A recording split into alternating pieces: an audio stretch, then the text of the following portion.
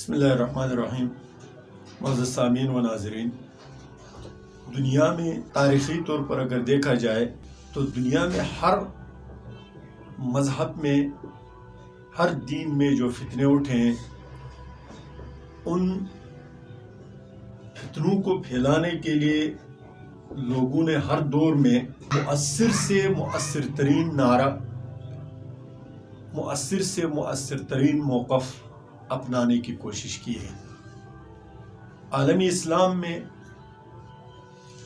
جتنے لوگوں نے فتنے اٹھائے، فتنے پھیلائے، ہر ایک نے خوبصورت سے خوبصورت ترین نعرہ اپنایا۔ آج ہم مختصراً ان فتنوں کا تذکرہ کریں گے جنہوں نے کتنے خوبصورت اور مؤثر ترین نعرے اپنائے۔ تاریخ اسلام میں جو سب سے بھیانک فتنہ اٹھا وہ خوارج کا فتنہ تھا۔ تو انہوں نے نعرہ لگایا ان الحکم الا للہ، کہ حکومت اور حکمرانی صرف اللہ تعالیٰ کی ہے۔ نعرہ اتنا خوبصورت تھا کہ اسی نعرے کے آڑ میں انہوں نے مسلمانوں کو جو ٹکڑے ٹکڑے کرنا تھا وہ تو کر ہی دیا، لیکن مسلمانوں کے جو مذہبی طور پر، دینی طور پر جو نقصان کیے وہ بھی تاریخ آپ کے سامنے ہے۔ پھر اہل تشیع کا جو تحریک اٹھا، اہل تشیع کا جو مذہب ہے وہ ہمیشہ رنگ بدلتا رہا ہے ابتدا سے، کیونکہ تقیہ ان کے مذہب کی بنیاد ہے۔ یہ کہتے ہیں حضرت علی رضی اللہ تعالیٰ عنہ نے تقیہ کیا، حضرت امام حسن نے تقیہ کیا، اس کے بعد جتنے ائمہ رہے سب نے تقیہ کیا۔ کوئی بھی بات کرو کہ انہوں نے صحابہ کی بیعت کی تو کہتے تقیتاً بیعت کی۔ تو تقیہ کی بنیاد پر جس مذہب کا قیام ہوا تو اس نے ہر زمانے میں رنگ بدلے، لیکن جو سب سے بڑا نعرہ ان کا ہمیشہ رہا وہ نعرہ ہے محبت اہل بیت۔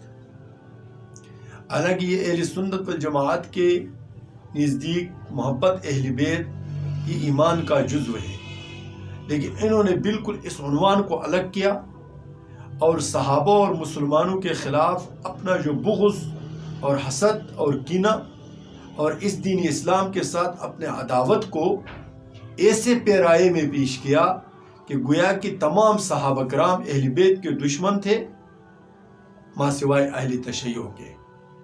اہل تشیع کہتے کہ ہم محبت کرنے والے ہیں اور تمام صحابہ کرام اہل بیت کے دشمن تھے۔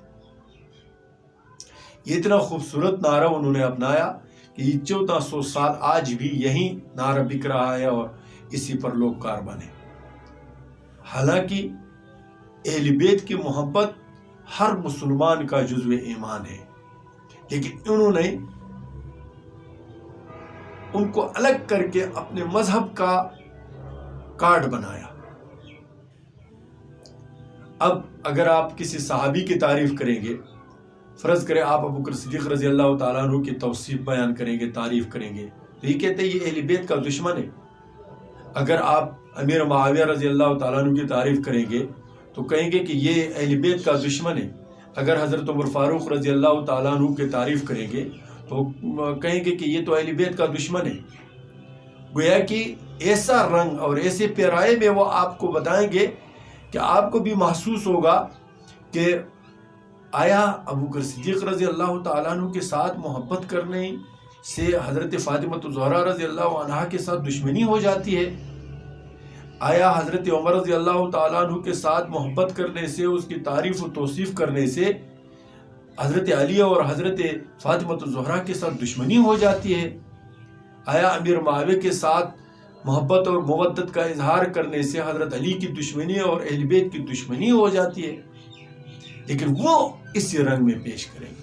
اور اس میں صرف اہل تشیع نہیں بلکہ ہمارے بھی نام نہاد اہل سنت کے علماء آپ کو ایسے پیرائے میں بیان کریں گے، اپنے آپ کو اہل سنت والجماعت ظاہر کر کے آپ کو ایسے بتائیں گے جیسے کہ ہمارے اہل سنت والجماعت کی پورے 1400 سال تاریخ اہل بیت کی دشمنی میں گزری ہے۔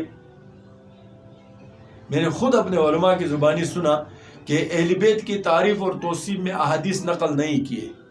اب احادیث کی ہر محدث کا اپنا ایک معیار ہوتا ہے، ہر ایک نے اہل بیت کو الگ عنوان سے ان کے تعریف اور توصیف میں احادیث بیان کیے، لیکن اہل تشیع تو چاہتے کہ ہمارے کتابوں کے طرح کوئی شرط نہ ہو حدیث کے لیے، کوئی رو رعایت نہ ہو، بس جو جس سے سنا وہ کتاب میں لکھ دیا جائے۔ ایسا تو اہل سنت والجماعت کے محدثین کے نزدیک حدیث معتبر نہیں ہوتا۔ تو کہنے کا مطلب یہ ہے کہ ہر فتنے نے اپنے زمانے میں ایک خوبصورت نعرہ،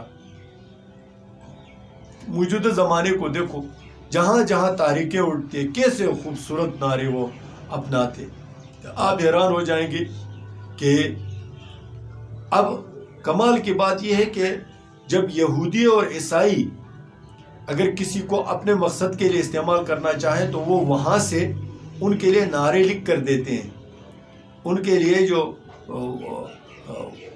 باتیں ہوتے ہیں وہ سکھا کے بھیج دیتے ہیں کہ آپ اس طرح باتیں کریں گے، اس سے سارے مسلمان متاثر ہو جاتے ہیں۔ تو اللہ تعالی ہمیں اس طرح کے پرفریب نعروں سے اور اس طرح پرفریب نعروں کے لگانے والوں سے محفوظ و مامون رکھیں۔ اللہ تعالی ہمیں دین اسلام کو سمجھ کر اس پر عمل کرنے کی توفیق عنایت فرمائے۔